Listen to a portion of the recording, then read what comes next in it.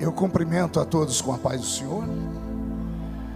Quem está feliz com Jesus nessa tarde? Então encontre uma pessoa bem bonita do seu lado e dê um sorriso para ela. Ficou difícil? Tem gente que nem vira o pescoço. Se não tiver ninguém bonito aí embaixo, é só olhar aqui para cima então, tá bom? Mas não é para mim não, é só olhar para o Micael, né? Que foi arrebatado, ó, sumiu. Então você vai ter que se contentar com quem está do seu lado aí mesmo, tá? É uma alegria poder estar aqui em Anápolis nesse lindo evento. Me emocionei aqui ouvindo a história contada pelo nosso apóstolo, pelo nosso missionário. E eu confesso a vocês que fui tocado pelo Espírito Santo. Quero cumprimentar o pastor Washington, que já me recebeu ali com um carinho tão grande. Agradecer ao conselho da Igreja Quadrangular, na pessoa do pastor Zoroastro, que me deu um abraço aqui atrás. O pastor Micael, que eu conheci, esse moço que lidera esse lindo evento. Agradecer também aqui ao deputado federal Glaustin da Focus, porque foi ele que me mandou para cá, viu? Ao Samuel, que é assessor dele, e ao Léo França, que é coordenador de cidadania do estado de Goiás. Deus abençoe a todos vocês. Eu convido a igreja a estar de pé para lermos um trecho da Bíblia Sagrada. Abra sua Bíblia comigo no Evangelho segundo escreveu São João, no capítulo de número 14. Evangelho segundo escreveu São João, capítulo de número 14. Vamos ler a partir do versículo de número 16. João 14 e 16. Quem encontrou, diga amém.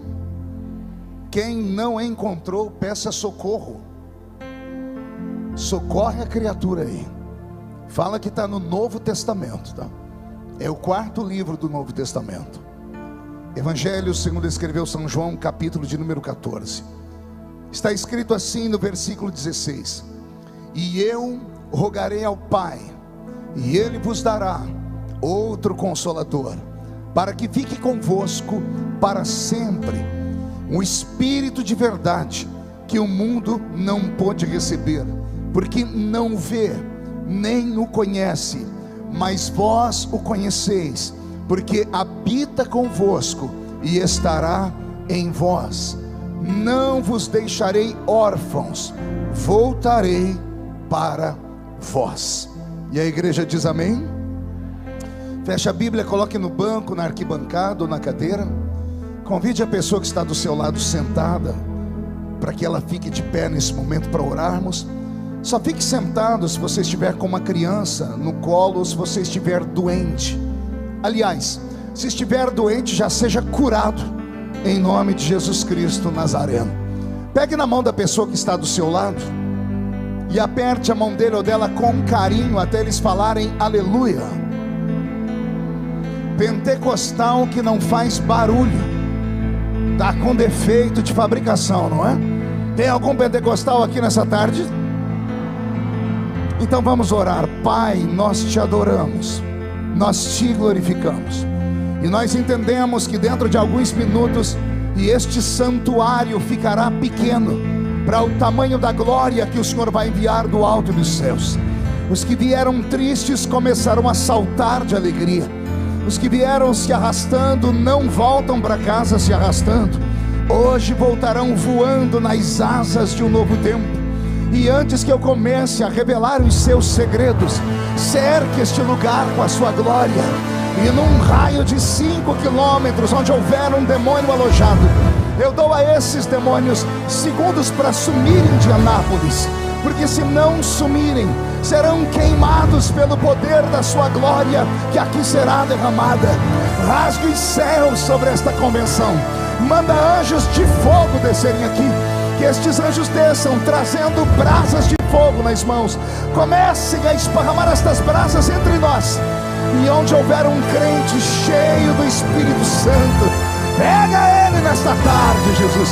Toma ela nas suas mãos esta tarde e mostra o caminho da verdadeira e poderosa adoração. Fala conosco, fica conosco. É o que eu te peço agora e sempre. E toda a igreja diz: os que podem, tomem o seu assento aplaudindo a Jesus, porque Ele é bom porque Ele é maravilhoso.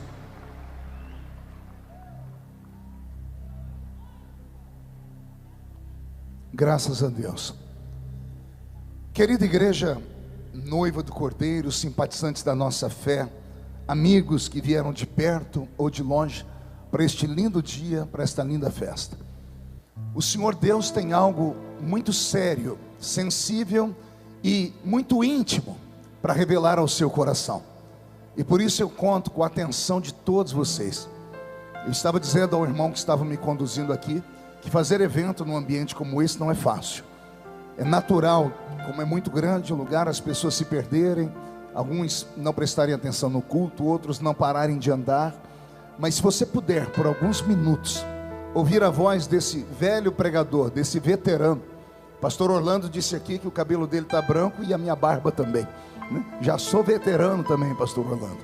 Então vou pedir a você que, se puder encontrar um lugarzinho para se assentar e evitar andar agora, você vai me ajudar e vai ajudar o irmão que está aí querendo prestar atenção no culto. Mas é só um pedido, não é uma ordem, tá? Porque vai que de repente você tem uma diarreia daquela que não tem Imosec que resolva. Aí por favor você saia correndo, porque nós vamos compreender. Agora, se você puder me emprestar a sua atenção, eu vou te convidar a fazer uma viagem comigo aqui. É uma viagem só de ida para dentro do coração de Deus. Quem me acompanha nessa viagem? Então dê mais um grito daquele tamanho que só vocês sabem dar. Maravilha. Me acompanha o pastor Roberto Marinho aqui no teclado. Pastor Roberto Marinho morava nos Estados Unidos da América e ele era musicista do pastor Benny Hinn, um pastor americano. E o Roberto veio para o Brasil, deixou o pastor Benny Hinn lá e veio trabalhar com o pastor Benny Ruim aqui, né? Que sou eu, né, Roberto? Roberto, mude a música para mim. O texto que eu li nessa noite, ou melhor, nesta tarde, é um texto tão simples, tão conhecido, que ele chega a ser um catecismo daqueles crentes que são lá da minha época, que nós chamamos de crentes pentecostais raiz. Eu li a Bíblia Sagrada inúmeras vezes. A primeira vez que li a Bíblia eu tinha 9 anos de idade, e eu era coroinha lá na paróquia Cristo Rei, e o meu líder espiritual era o Padre Ângelo, um homem bravo que só Jesus na causa. Não era tão bravo quanto o pastor João Antônio, que eu conheço, já preguei lá em Goiânia, mas chegava quase no seu nível. E eu me lembro que lá naquela igreja eu aprendi a amar a Bíblia. E a Bíblia que eu li pela primeira vez era a Bíblia Ave Maria. Era uma Bíblia que tinha 7 livros a mais do que o nosso. Menino prodígio, 9 anos eu não entendia muito, mas algumas coisas da Bíblia saltaram diante de mim, e isso modificou completamente a minha maneira de ver o mundo. Passado o tempo, tenho lido a Bíblia mais de 30 vezes, escrevi mais de 20 livros sobre a Bíblia, inclusive uma enciclopédia bíblica, e formei ao redor do mundo mais de 8.000 alunos na nossa escola de teologia, o Instituto Carisma. Mas mesmo assim, eu ainda me sinto como um aluno da Bíblia Sagrada. Estou falando isso só para dizer a vocês que nem sempre lendo um texto, este texto conversa com a gente. O capítulo 14 do Evangelho de João foi fazer sentido para mim quando eu ainda era jovem, quando eu tinha os meus 15 anos de idade, estava evangelizando as ruas da minha cidadezinha, e eu carregava comigo um calhamaço de folhetos evangélicos. E eu me lembro que antes de entregar um folheto, o meu líder de mocidade me ensinou a ler, porque se alguém me perguntasse o que estava escrito, eu saberia dissertar sobre ele. E eu me lembro que numa tarde de domingo eu estava lendo o folheto que me foi entregue. Era um folheto grande da Sociedade Bíblica do Brasil, e em cima havia um cabeçalho, era um desenho de uma floresta, e embaixo vinha um texto que começava dizendo assim: não se turbe o vosso coração, credes em Deus, credes também em mim. Na casa de meu pai há muitas moradas, se não fosse assim, eu vou-lhe teria dito, eu vou preparar lugar, e depois virei outra vez, e vos levarei para mim mesmo, para que onde eu estiver, estejai vós também. Olha o poder desta palavra, que apenas de recitá-la, alguns crentes reverberaram adorando a Jesus. Nesse dia esse texto entrou no meu coração e passou então a fazer parte da minha vida, do meu métier evangélico. Com o passar do tempo, fui me aprofundando, tentando entender o que Jesus estava dizendo aqui, e compreendi através do estudo profundo da teologia, que o capítulo 14 do Evangelho de João, ele está no lugar errado. Entenda você que a Bíblia Sagrada que você carrega nas mãos, ela não está escrita em ordem cronológica. Nem todos os livros que estão escritos um após outro, foram escritos um após outro. Da mesma forma, algumas histórias do Novo Testamento, da vida de Cristo. O capítulo 14, por exemplo, que está no meio quase do Evangelho de João, deveria ser escrito no final. Ele deveria anteceder o dia ou a noite em que Jesus Cristo, depois de cear, foi traído. Porque o capítulo 14 do Evangelho de João é um capítulo de despedida. Jesus estava se despedindo dos seus discípulos. E a palavra discípulo significa alunos. E esses alunos tinham um mestre, tinham um professor, que era o Rabi da Galileia, que era aquele homem chamado de Yeshua, conhecido como o Machia de Israel. Quem conhece a história de Jesus sabe que nós erramos quando falamos que Jesus teve 12 discípulos. Isso não é verdade, pastor Washington. Jesus teve centenas de discípulos. Só em Lucas capítulo 10, ele enviou uma comitiva de 70 discípulos para evangelizar. Então Jesus não teve 70 discípulos ou 12, ele teve centenas. Depois do milagre que ele efetuou nas bodas de Caná da Galileia, ele deixou de ser deixou de ser apenas o filho de José e Maria, o carpinteiro, para se tornar uma figura pública e uma figura enigmática, emblemática e poderosa. Depois que ele transforma a água em vinho, a privacidade dele desaparece. As pessoas começam a ouvir que há um Messias em Israel, e esse Messias traz para eles uma mensagem de paz, de lucidez, de transformação e de arrependimento. As pessoas em Israel viviam sob o jugo de Roma, e Roma havia roubado tudo dos judeus, incluindo a sua dignidade. Eles eram escravos na sua própria terra, eles perderam a vontade de existir e viver, sabiam que estavam debaixo de um chicote enviado pelo próprio Deus, numa espécie de juízo. E quando eles ouvem falar que um homem está pregando uma palavra diferente, que ele entra na contramão com os líderes religiosos, e que pelas mãos deles acontecem milagres, as pessoas abandonam as suas casas, abandonam os sítios, abandonam as fazendas, e famílias inteiras em procissão começam a andar atrás daquele Nazareno. Chegou um tempo em que Jesus tinha ao lado dele 5.000 homens, fora mulheres e crianças. Imaginem vocês, 15.000 pessoas, muito mais gente do que muitas cidades aqui no estado de Goiás, inclusive do estado de São Paulo, onde eu moro. Essas pessoas abandonaram tudo, porque viam nele a esperança, a luz, porque viam nele alguém em que eles pudessem se alicerçar. Então, depois que Jesus chama essa multidão, milhares de discípulos, pessoas que caminham ao lado dele para aprender, ele começa a perceber que no meio daquela multidão, 12 deles se destacam. Esses 12 alunos que se destacam, ele chama para estar mais perto dele. Os demais acompanham ele de longe. Esses 12 passam a caminhar com ele, passam a morar com ele, passam a respirar o mesmo oxigênio dele. E depois de 3 anos e meio, mesmo tendo sido um professor bravo, porque teve dias que ele olhou para eles e disse: se não querem ouvir o que eu falo, vão embora daqui. E foi o grande Pedro que disse para ele: para onde iríamos nós, se só tu tens palavra de vida eterna? Depois de ter testado esses 12 homens, chegamos em João 14. Jesus olha para esses 12 discípulos, esses 12 alunos, e diz: hoje vocês vão se formar. O capítulo 14 do Evangelho de João é o capítulo da formatura. Eu quero que você se lembre da sua formatura, ou do primeiro grau, ou do segundo grau, ou da faculdade, do nível superior. Depois de anos a fio, aprendendo com seus mestres, sendo reprovado às vezes, sendo aplaudido às vezes, ficando de gancho às vezes, no final você passou de ano e você agora vai receber um diploma. Esse diploma vai tirar o nome de aluno de você, e alguns deixam de ser alunos para serem mestres, deixam de ser alunos para serem doutores, deixam de ser alunos para serem médicos, etc e etc. No capítulo 14 é o capítulo da formatura.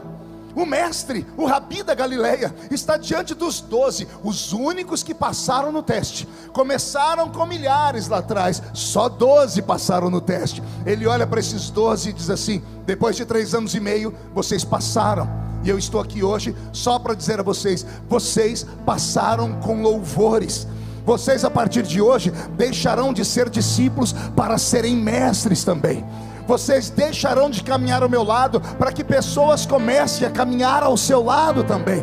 Vocês vão receber autoridade, vocês vão receber poder, vocês vão receber unção, inspiração. E eu imagino que Jesus, depois de dar esse discurso, espera que esses homens fiquem felizes. Mas ao olhar para o semblante deles, eles não estão felizes, eles estão tristes. Por quê, pastor? Porque Jesus vai começar o capítulo 14 dizendo: gente, não fique triste, não se turbe o vosso coração. Vocês se formaram, então é hora do professor ir embora, e é hora de vocês assumirem o lugar do professor.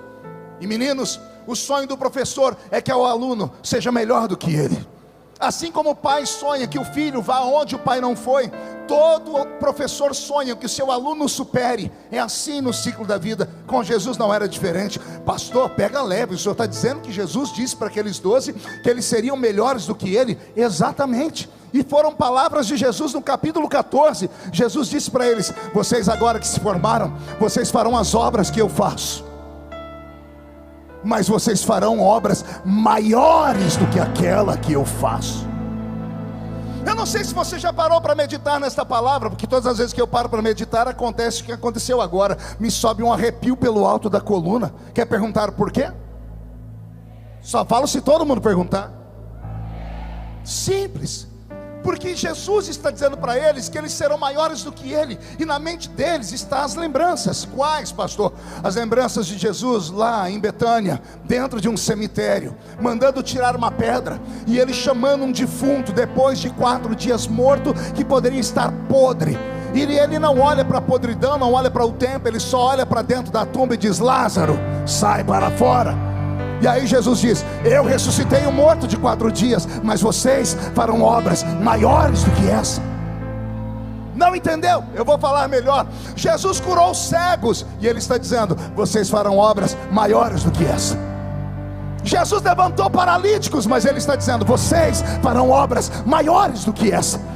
Jesus fez mudos falarem, e ele diz: vocês farão obras maiores do que essa.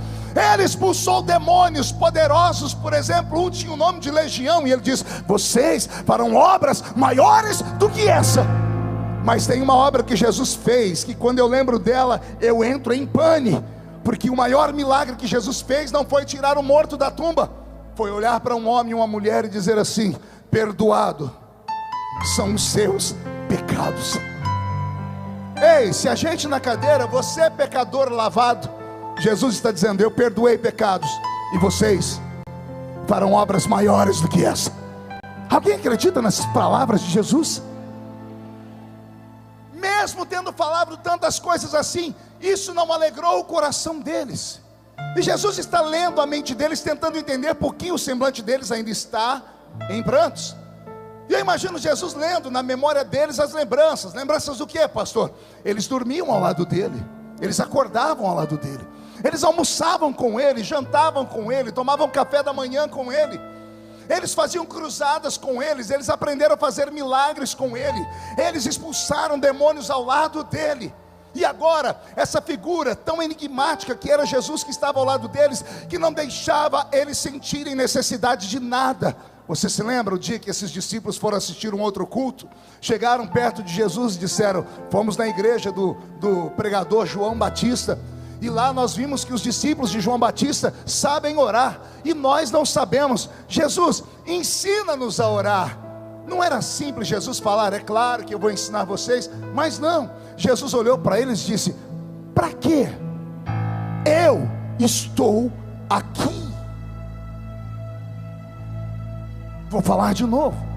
Eles querem aprender a orar, porque orar é falar com Deus, é pedir proteção, é pedir unção, é pedir que Deus dê a você suprimentos. E os discípulos falam: ensina-nos a orar. E Jesus disse: para quê? Eu estou aqui. É a maneira de dizer: enquanto eu estiver com vocês, o lobo não vem. Enquanto eu estiver com vocês, demônios não tomam posse de vocês. Enquanto eu estiver perto de vocês, há uma redoma de fogo ao redor de vocês. Eles aprenderam a se escorar em Jesus. E Jesus entende que eles estão tristes porque eles eram íntimos dele. Já perdeu uma pessoa íntima? Lembra que quando você se formou na faculdade, na escola, os amigos com quem você ficou a vida toda, cada um foi para um canto. De vez em quando você entra lá no Facebook e encontra um deles, e aí vem as memórias, e você fica todo sorumbático. De vez em quando alguns até conseguem marcar uma reunião, e lá vem todo mundo, e todo mundo vem contar histórias do passado, porque a intimidade gera isso. Os discípulos eram íntimos dele, e essa pessoa que eles amavam, respeitavam, está dizendo: eu estou indo embora. E eles ficaram tristes. Quando Jesus percebeu que a tristeza deles é porque eles não conseguiriam viver mais sem a presença dele, sem a intimidade dele, Jesus olha para eles e diz assim: fiquem tranquilos, eu vou, mas um outro vem. Vou repetir: eu vou para o Pai, mas eu não vou deixar vocês órfãos. Eu enviarei para vós um outro Consolador. Esse texto no Novo Testamento foi escrito em grego, e a palavra grego para outro Consolador significa: vou enviar para vocês alguém igualzinho a mim.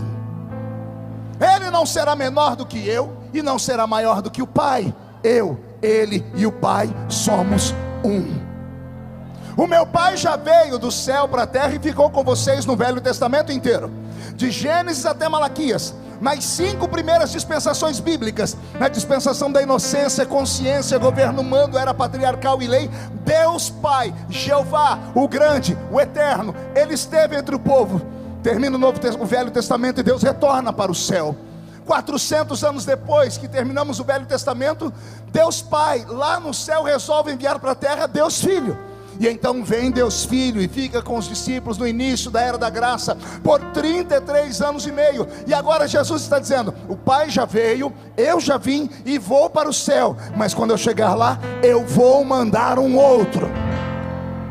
Ah, você ainda não entendeu. Eu vou mandar um outro.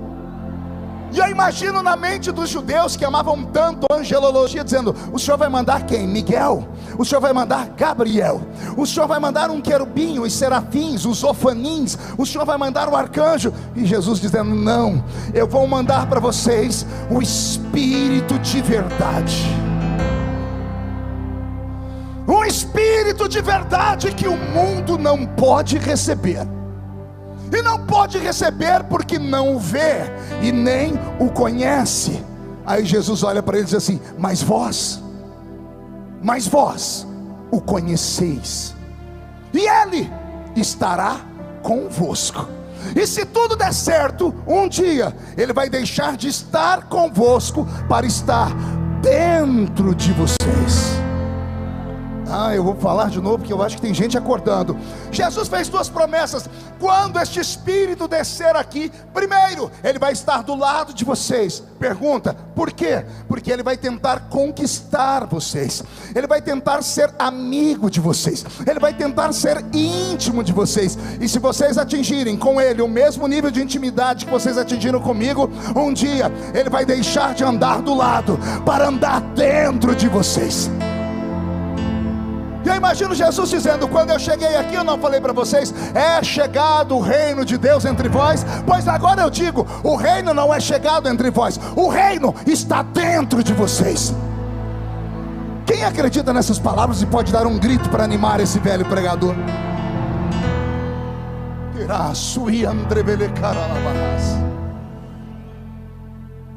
Os discípulos ficaram então na esperança de que viria sobre eles este Consolador. Eles não sabiam como seria, nem quando seria. Logo depois que Jesus é traído, morto e ressuscitado, por um período de 40 dias ele aparece a 500 testemunhas, não à toa. Ele marca um encontro com essas 500 testemunhas lá em Atos dos Apóstolos, capítulo 1, no solapé de uma montanha. Foi para isso que ele apareceu a 500 testemunhas. E ele diz para eles: me encontrem lá no solapé da montanha, dia tal, hora tal, porque eu tenho meu último sermão, meu último ensinamento. Em Lucas 24:49, ele reúne os seus, apenas os seus especiais, e diz: ficai em Jerusalém, até que do alto sejais revestidos de poder. Em Atos dos Apóstolos, capítulo 1, tem 500 testemunhas olhando para Jesus, e Jesus está dizendo: o que eu tinha para falar para vocês era isso: vocês vão receber poder do alto. Vocês vão ser revestidos de poder para serem minhas testemunhas em Jerusalém, Samaria, Judeia e até os confins da terra. E Jesus diz: vocês já foram vestidos com o Espírito Santo, agora vocês serão revestidos com o Espírito Santo. E quando Jesus desaparece, eles correm para Jerusalém e entram dentro de um cenáculo. O cenáculo não era uma igreja grande, era uma sala de uma casa. Entram 500 pessoas. Quantas pessoas? E eles começam a orar. Um dia, 2 dias, 3 dias, 4 dias. E de repente começam as festas dos judeus. As festas judias sempre reuniam muitas pessoas. 6 milhões de judeus estavam reunidos em Jerusalém em Atos capítulo 2. Se você terminar de ler Atos capítulo 2, você vai ver 14 nações ali representadas, de judeus que haviam sido esparramados pelo mundo por aquela diáspora antiga. 6 milhões de judeus reunidos ali em Jerusalém. Judeu faz barulho por natureza. 6 milhões de judeus comprando, vendendo, cambiando, cantando, orando, sacrificando, abraçando amigos. Pense num barulho de 6 milhões de pessoas, e num cantinho tem quase 500 pessoas em oração. Daqui a pouco essas 500 pessoas não conseguem permanecer em perseverança, começam a ir embora. 1, 2, 10, 100, 200, 380 e qualquer coisa vão embora, porque não suportaram esperar, porque Jesus não disse quanto tempo era. Ele só disse: ficai em Jerusalém, até que do alto sejais revestidos de poder. 10 dias depois da ascensão de Jesus ao céu, eles estavam em quase 120 pessoas, e Jesus vai cumprir o que ele disse em João capítulo 14. Vou lembrar vocês o texto: estavam todos reunidos no mesmo lugar, quando de repente veio do céu um som, como de um vento veemente, forte e impetuoso, e encheu toda a casa onde estavam assentados, e foram vistos por eles línguas repartidas como que de fogo, as quais pousaram sobre cada um deles, e todos, repito, e todos foram cheios do Espírito Santo, e começaram a falar em outras línguas, conforme o Espírito Santo lhes concedia que falassem.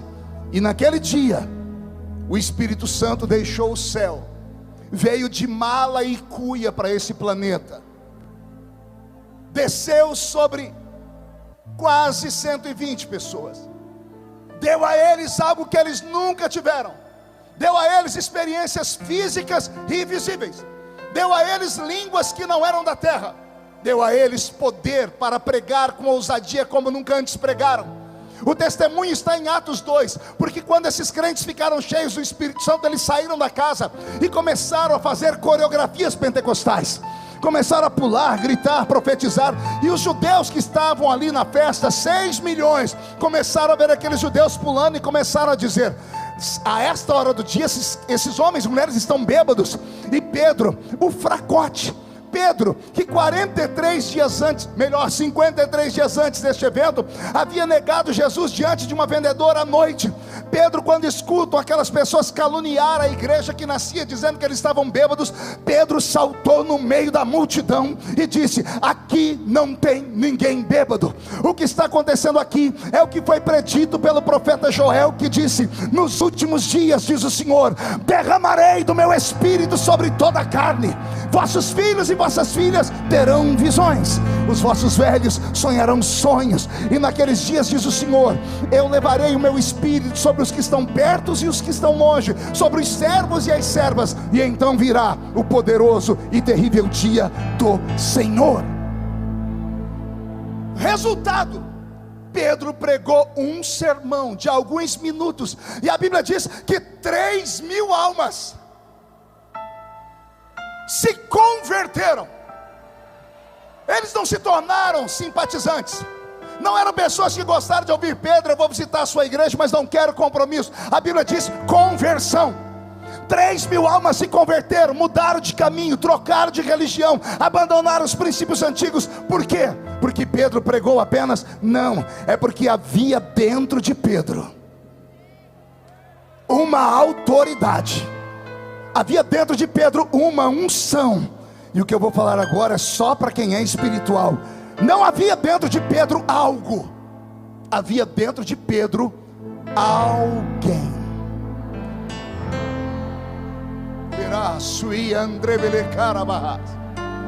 Havia dentro de Pedro agora alguém. Pastor, e por que o senhor está pregando sobre isso? Já já você vai entender. Em Atos dos Apóstolos capítulo 12, inaugura-se a igreja recebe o poder do Espírito Santo, os crentes falam em línguas, pregam com ousadia e começam a curar os enfermos. No capítulo 3, Pedro e João levantam o paralítico que estava lá na porta do templo chamado Formosa, e Pedro engata um segundo sermão, e agora a Bíblia diz que quase 5.000 almas se convertem a Jesus. Ei, pastores, amigos, companheiros de ministério, 2 pregações e Pedro tem uma igreja com 8.000 membros. Ah, ninguém entendeu, vou falar de novo. 2 cultos, 2 pregações e Pedro tem 8.000 membros. A igreja cresce com ousadia. Saímos de Atos capítulo 2, entramos em Atos capítulo 4. Atos capítulo 2 é o marco zero do início da igreja. No capítulo 4, a igreja de Jesus Cristo já tem 8 anos de vida. No capítulo 4, um diácono subiu até Samaria, foi cuidar de órfãos e viúvas. Chegou lá, alguém começou a perguntar de Jesus. Ele não perguntou para o alto clero, não perguntou para a convenção se podia pregar ou não. Não tinha ninguém olhando. Ele andou a pregar o evangelho e as pessoas começaram a sentir fome e sede de Jesus Cristo, e eles começaram a aceitar o Senhor. Formou-se uma igreja. O diácono volta em Jerusalém e fala: Pedro, João, eu preguei, não sei se podia pregar, mas lá em Samaria há um avivamento. Pedro e João foram lá para ver. Chegou lá e encontrou uma igreja viva, e a Bíblia diz: e Pedro e João, orando pelos crentes em Samaria, eles foram batizados com o Espírito Santo e começaram a falar em outras línguas. 10 anos depois do Pentecoste, Pedro vai até a cidade de Cesareia Marítima, e ele encontra ali em Cesareia Marítima um pagão, um europeu, chamado Cornélio. Cornélio está na casa dele, com a família dele, os amigos dele. Cornélio está ali com os seus parentes mais próximos e os empregados. Ele queria ouvir falar de Jesus. Pedro não levou torcida organizada, Pedro não levou um coral para preparar o ambiente. Pedro entrou na casa de um pagão, repito, na casa de um pagão, repito, na casa de alguém que adorava imagens. E Pedro começou a falar a história de Jesus. E eu vou deixar Pedro falar. E enquanto eu pregava, o céu se abriu e o Espírito Santo caiu sobre a casa de Cornélio. E todos, repito, todos, e todos foram cheios do Espírito Santo e começaram a falar em outras línguas. Atos dos Apóstolos capítulo 19, 20 anos depois. Quantos anos, igreja? Paulo está na Grécia. Ele chega em Éfeso. Ele vê uma cidade dominada pela idolatria e uma guerra espiritual, porque os maiores feiticeiros da Grécia estavam ali. Havia ali o templo da deusa Diana, a Diana dos Efésios, uma potestade, um principado, um templo com 800 portas, 200 de cada lado, com 800 sacerdotes e sacerdotisas feiticeiros, que davam um culto à deusa Diana em forma de orgia.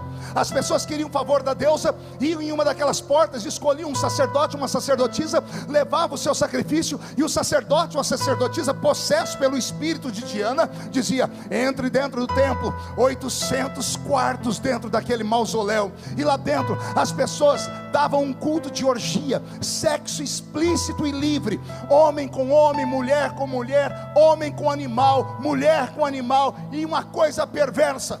Era esse o espírito que habitava na cidade de Éfeso, fora os centros de feitiçaria. E Paulo entra naquela cidade apavorado, sentindo o peso do inferno. Ele vira uma esquina, em Atos 19, ele vê 12 homens andando na sua direção. Ao olhar para eles, o espírito de revelação vem sobre Paulo, e Paulo discerne que aqueles 12 homens eram crentes. E Paulo se aproximou dos 12 crentes que não tinham Bíblia, não tinham roupa de crente, mas tinham um espírito de crente. E ele olha para eles e faz uma pergunta estranha. Um crente encontra o outro, pergunta: de que igreja você é? Qual é a sua convenção? Como é que se cumprimenta lá? Paz do Senhor, paz de Deus, shalom ou oi? Paulo olhou aqueles 12 crentes e fez uma pergunta: vocês conhecem o Espírito Santo?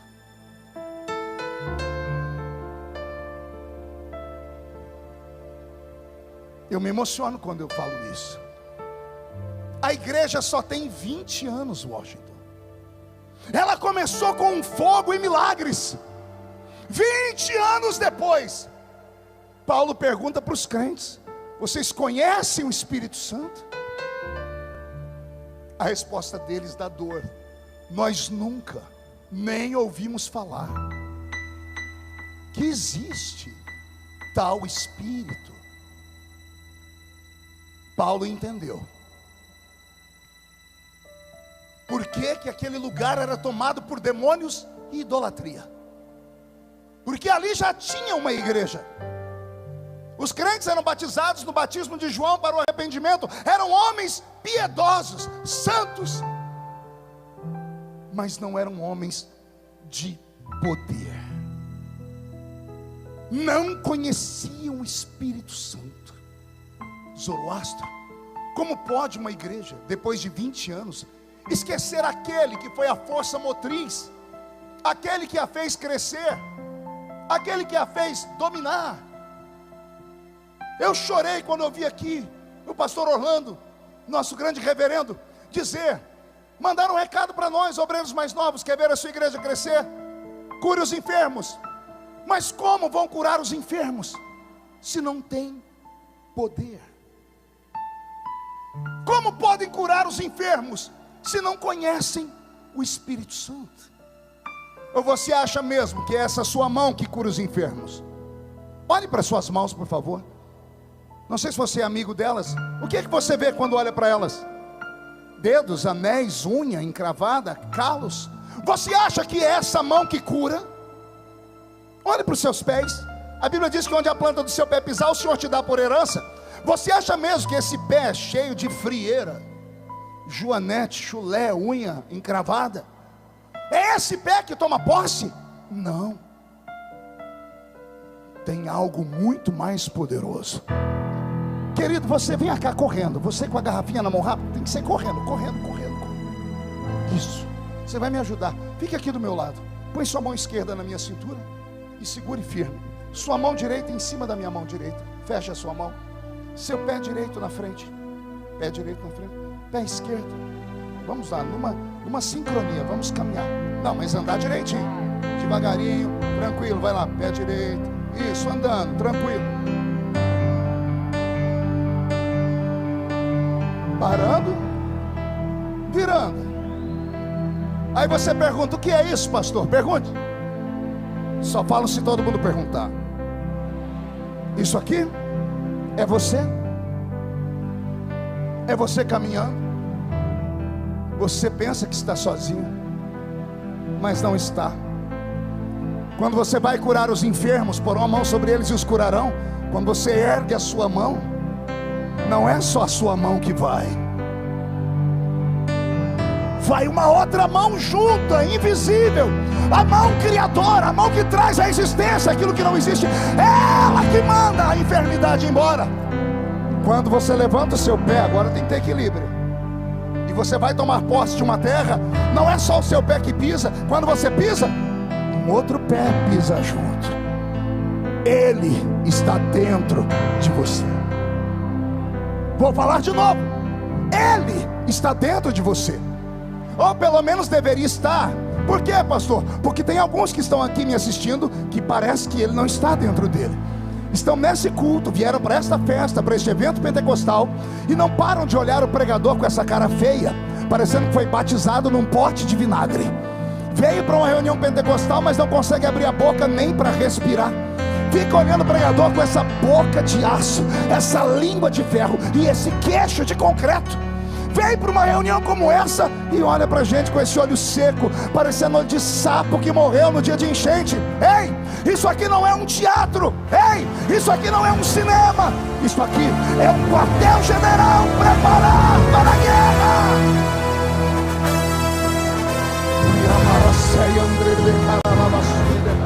Por gentileza, mão direita levantada para o céu bem alto. Faz uma coreografia, chacoalha a sua mão assim. Se tiver alguém filmando, faz uma tomada disso, porque fica muito bonito. Coloque a mão no ombro de quem está do seu lado. Agarre a pessoa. Pede licença, se ela achar ruim, fala: o médico falou para não contrariar o pastor Marco. Agarrou, chacoalha a pessoa até ela ficar irritada. Não irrita, chacoalha até ela ficar irritada. Acorda ela, diga para ela: Deus te trouxe aqui para isso. Sacode, ela sacode. Para isso, Deus te trouxe aqui para sacudir a sua sensibilidade, a sua fé, o seu ministério. Deus te trouxe aqui para sacudir a Nápoles.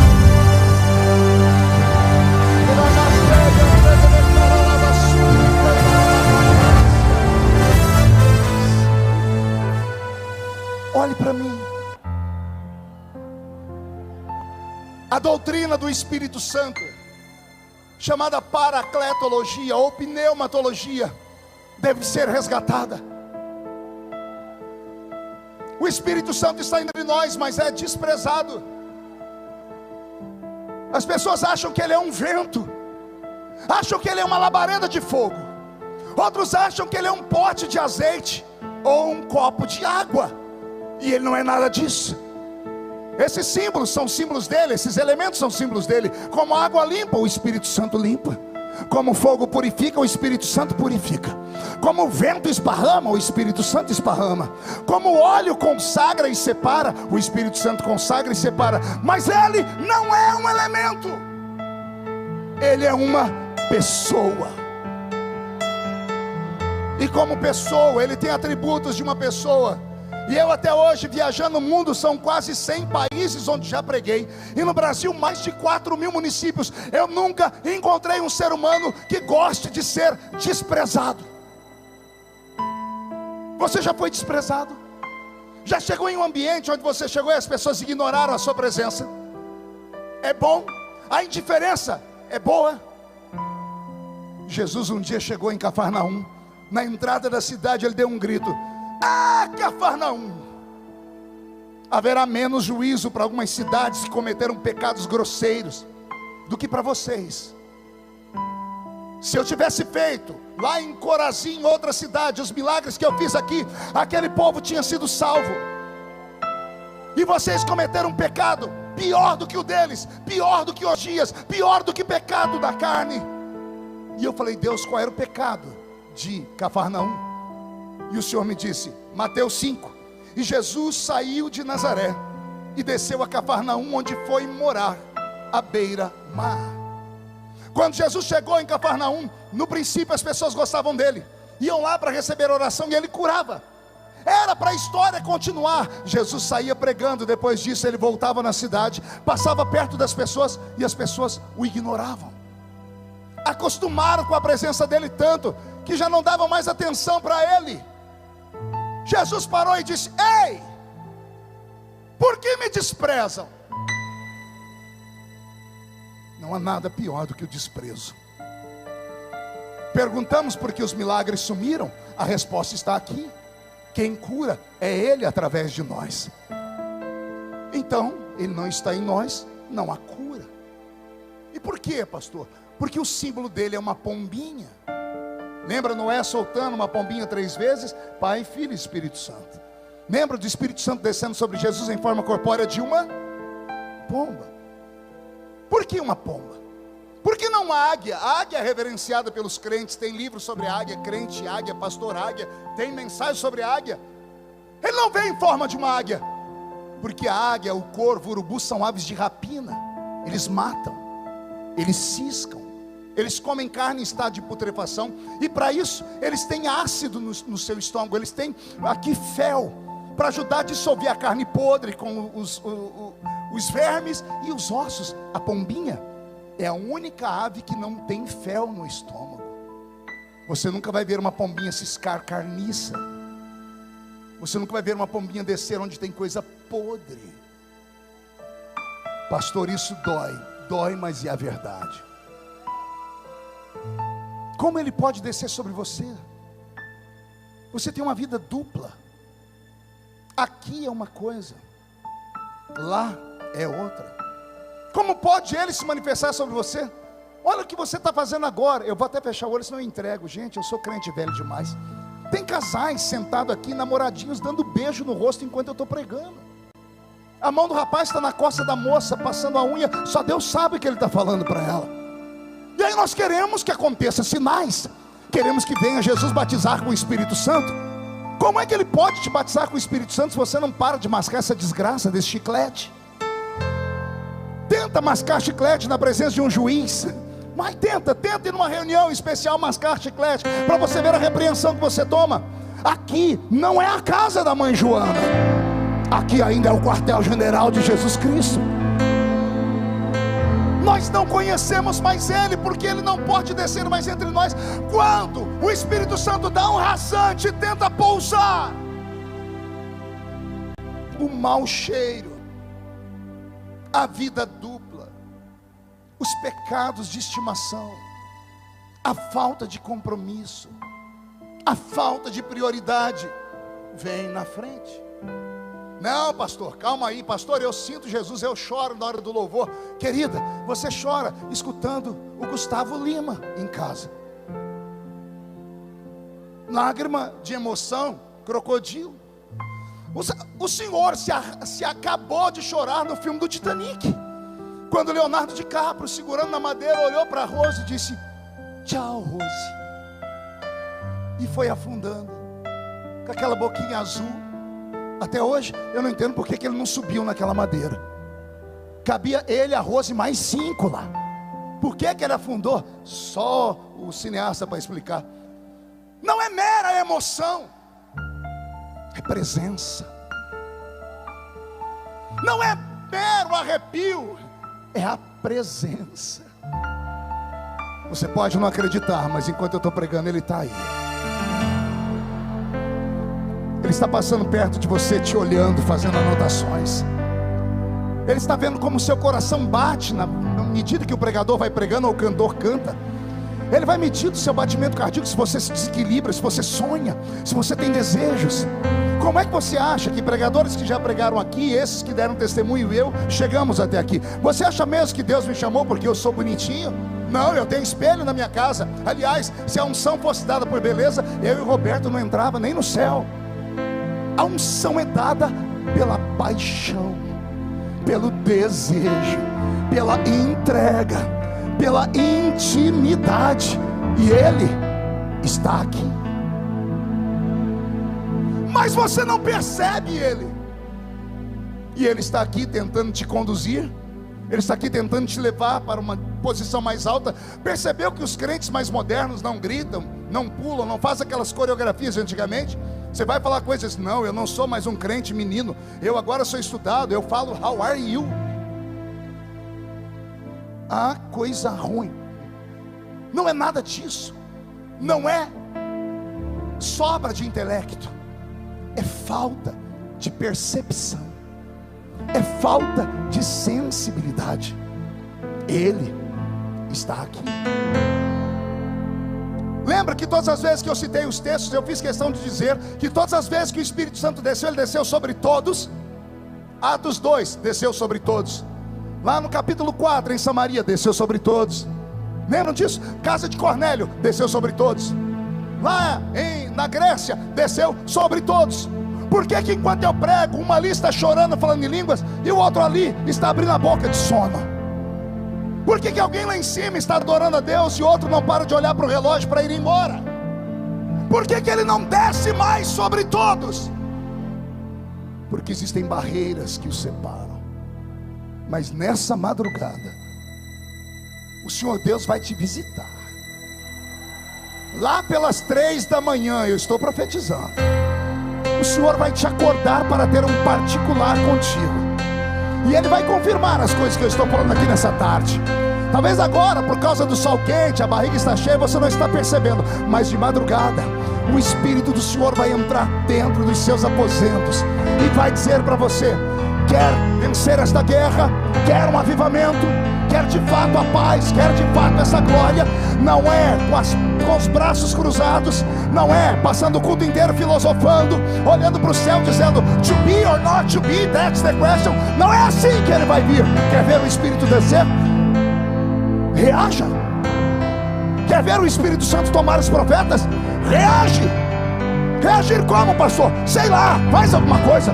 Grita, pula, planta a bananeira, agarra o diabo pelo chifre, esfrega a cara dele no chão, chuta a cara dele para o inferno, mas sai dessa terra. Onde está a igreja do poder, a igreja da autoridade? Junte essas palmas, um grito para acordar a cidade de Anápolis inteira.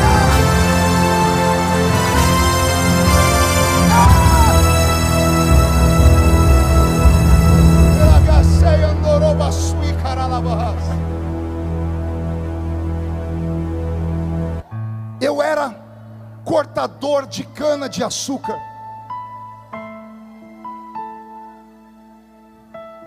Eu apanhava laranja, algodão e café. Morávamos em 12 pessoas dentro de 2 cômodos. Eu não tenho nome de pai no meu registro, sou o famoso filho bastardo. Minha mãe não sabe ler nem escrever até hoje.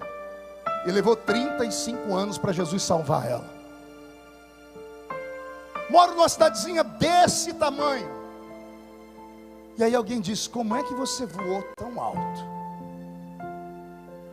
E eu digo: eu encontrei um amigo.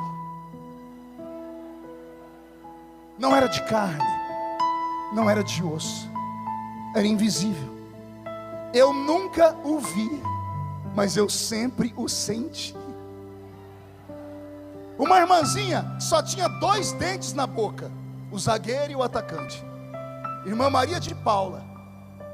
Eu era novo convertido, ela me chamou e disse assim: meu filho, eu vi você brilhar. Eu disse: por quê? Ela disse: porque o Espírito Santo quer algo de você. E eu falei: como é que eu descubro? Ela disse: você tem que fazer uma escolha: ser mais um ou ser diferente. Eu disse: qual a diferença? Ela disse: ser diferente custa caro. Não vão querer ser seus amigos porque vão te chamar de louco, desequilibrado, fanático, santarrão, maluco, beato de igreja. E aconteceu tudo isso. Eu tinha 16 anos, estava orando no meio do mato, porque eu ainda oro no monte, não sei se você é contra isso. Eu ainda subo no meio da montanha para orar e me rasgo na presença de Deus. Eu estava orando um dia e gritei: Senhor, eu queria ser como os meus amigos são, descolados, namoradores, viajantes. Eu não consigo, por que eu não sou igual a eles? E o Senhor disse: porque um dia eles vão querer ser igual a você.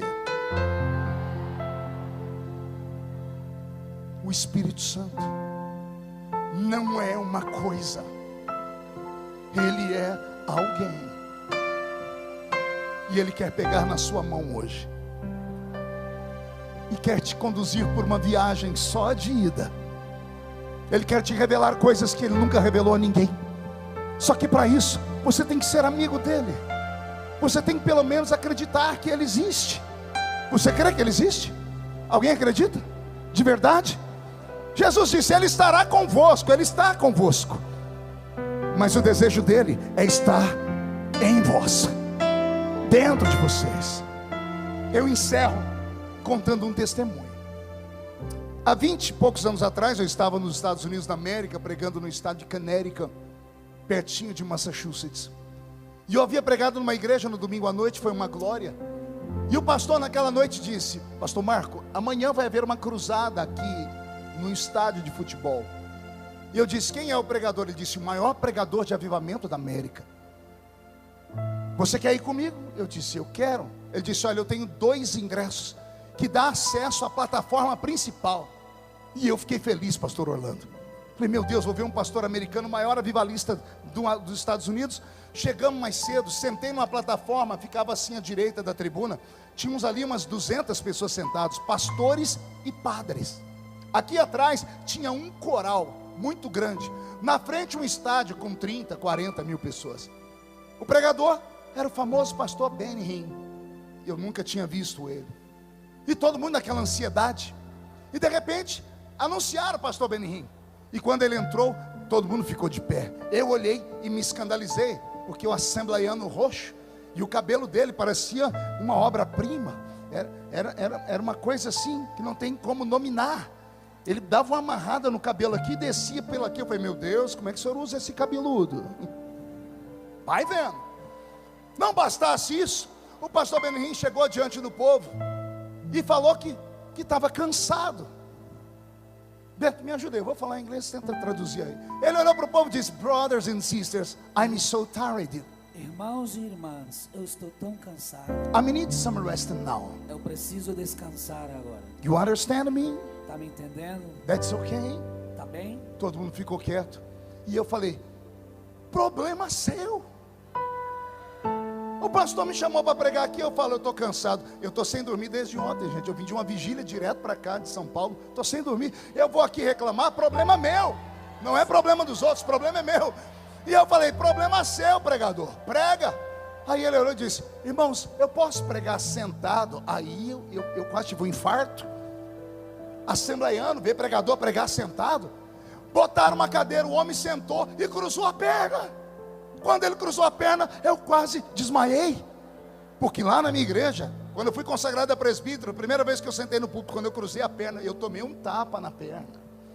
O pastor jogou a minha perna do outro lado e falou, nunca mais cruze a perna no púlpito, tenha respeito. Até hoje, quando eu vou cruzar a perna volta sozinha. Trauma. E aquele homem cabeludo cruzou a perna, botou a mão no joelho, Fábio, e foi pregar. E ele começou, falei, pelo menos a pregação vai ser boa. E ele começou, e Jesus entrou na cidade, e a árvore tinha Zaqueu, e Jesus disse, vou almoçar na sua casa. Eu falei, esse é o maior pregador do mundo? Eu falei, se me dão esse microfone. Ó, arrogante. Estava indo tudo muito bem, eu já estava quase dormindo. De repente esse homem, ele parou de falar. Eu levantei a cabeça para ver o que tinha acontecido. E ele deu um streamlick. Já viu que quando a pessoa tem aquela tremura? Minha mãe falava assim, quando você tremer, você fala, passa a morte que eu estou forte. Já teve isso? Ele fez isso. Quando ele se sacudiu, eu falei, o que está tendo ali? E ele disse assim, uau, it's here. Uau, ele está aqui. E ele ficou em pé. Ele disse, the Holy Spirit, o Espírito Santo, it's here. Está aqui. Are you feeling? Você está sentindo? And you? E você? Are you feeling? Está sentindo? It's here. Ele está aqui. E ele fez assim, vocês não sentem. Ele falou para alguém tocar um teclado. Não se escandalize, eu já estou terminando. Roubei 2 minutos aqui, 3 minutos já foi, mais 2 eu termino. Ele botou uma mão aqui e a outra assim. Ele fechou os olhos, e diante de uma plateia de quase 40 mil pessoas, ele começou a dançar. Ele começou a bailar. E eu, assembleiano, falando, o que é isso? Esse homem está doido. De repente a atmosfera do lugar mudou. Começou a ficar pessoas em pé, o ginásio foi ficando em pé. As pessoas começaram a chorar. Eu fui sentindo algo que me arrepiava todo. Disse, Deus, o que é isso? Todo mundo começou a chorar. Eu comecei a chorar sem entender por que eu estava chorando. Daqui a pouco ele parou nessa posição, olhando para os pastores, estendeu uma mão para o ginásio e outra para o coral e disse, Holy Spirit, Espírito Santo, touch the people. Toque as pessoas. Now. Agora. Touch. Toque. Touch. Toque. Touch. Toque. Now. Agora. Igreja, eu estou com o corpo arrepiado. Eu vi naquela noite quase 40 mil pessoas caírem no chão ao mesmo tempo. Eu nunca tinha visto isso. E eu falei, Deus, o que é isso? É o Apocalipse. O coral caindo, o povo caindo, os pastores do meu lado, os padres caindo. De repente, eu estava caído no chão também. Quando eu caí, dei conta do que eu estava, onde eu estava. Eu disse, meu Deus, estou endemoniado. Comecei, sai de mim, sai. Porque me ensinaram que só caía quem estava endemoniado. E eu tentei ficar em pé, minha perna não obedeceu. Eu saí de gatinho, sentei naquela tribuna, fiquei olhando as pessoas rolando para o chão. Lá no canto um homem veio com a cadeira de roda levantada. Atrás dele paralíticos, pessoas com sangue pelo ouvido, tumores explodiram aqui. Eu falei, o que é isso, Jesus? Os padres estavam rolando no chão. Eu falei, ali tem. Um dos padres saiu se arrastando. O pastor Benihim ainda estava adorando. Ele agarrou a perna do pastor Benihim. O pastor Benihim parou de adorar, olhou para ele e fez assim: What happened? O que está acontecendo? What happened, man? O que está acontecendo, homem? E o homem disse, eu quero isso. O pastor Benihim foi incisivo, olhou para ele e disse, This is possible. Isso é possível. But mas change your life. Mude a sua vida. Change your life. Mude a sua vida. Change your life. Mude a sua vida.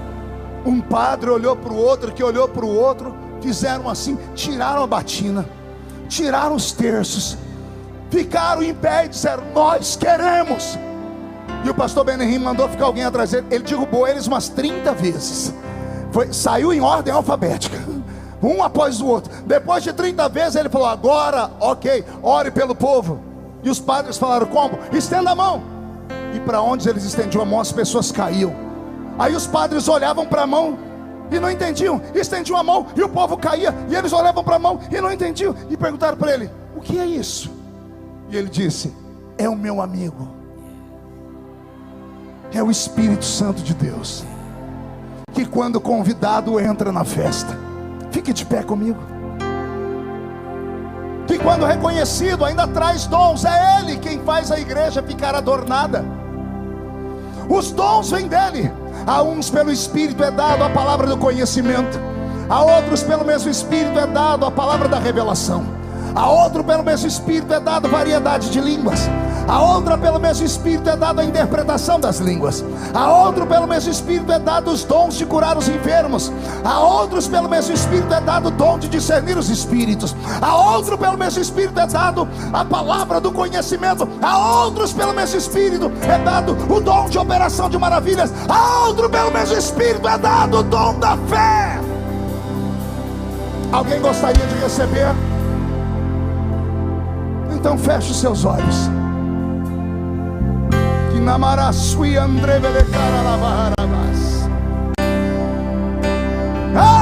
Amigo Espírito Santo, nosso amigo Santo Espírito, eu desafio os batizados com o Espírito Santo a orar em línguas agora. Venha os corações. Adore, poucos segundos para terminar. Adore. Sai da terra. Venha com cura todo o seu povo. Seja curado, seja batizado com o Espírito Santo, seja liberto, seja tocado. Os teus sinais. Vai, Roberto.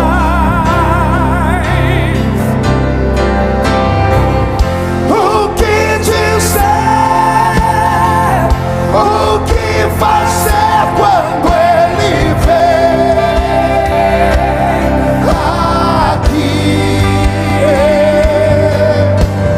Mais que ser bem-vindo, desejamos outra vez aqui. Faz de novo, faz de novo o teu povo. Faz de novo.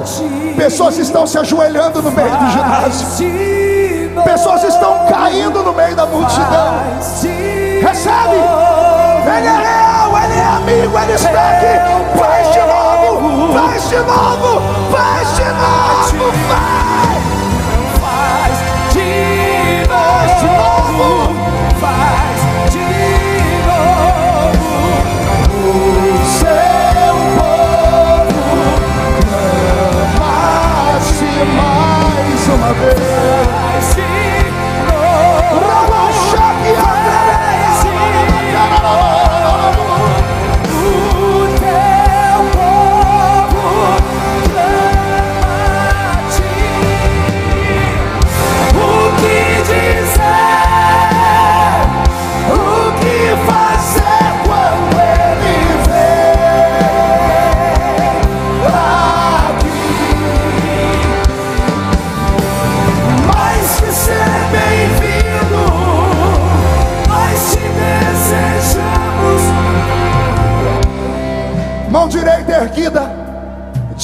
comigo, em nome de Jesus. Mais alto, em nome de Jesus. Todos os demônios que lutaram contra a minha vida, contra a minha família, contra a minha sensibilidade, contra a minha igreja, que roubaram os dons, eu ordeno, venha para a palma da minha mão agora e feche a sua mão. Feche os olhos, eu vou contar até 3, você vai jogar no chão e vai pisar em cima. E aí você vai abraçar 2 pessoas e vai dizer: Ele vai fazer de novo, porque Ele está aqui, Ele é seu amigo. 1, você nunca mais será o mesmo. 1,5, sua família vai sentir orgulho de você de novo. 2, quem viver verá para ver o que Deus fará na igreja do Evangelho Quadrangular no Brasil.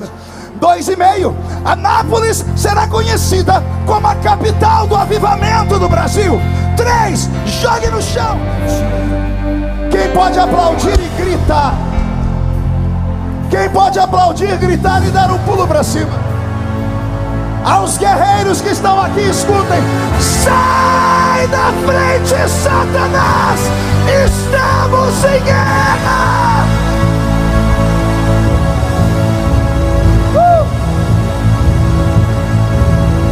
Murcha a barriga e estupe o peito. Olhe nos olhos do soldado do seu lado. Se não tiver vermelho, enfie o dedo no olho dele. E só quem sente Jesus, mais uma salva de palmas e tome o seu assento. Muito obrigado.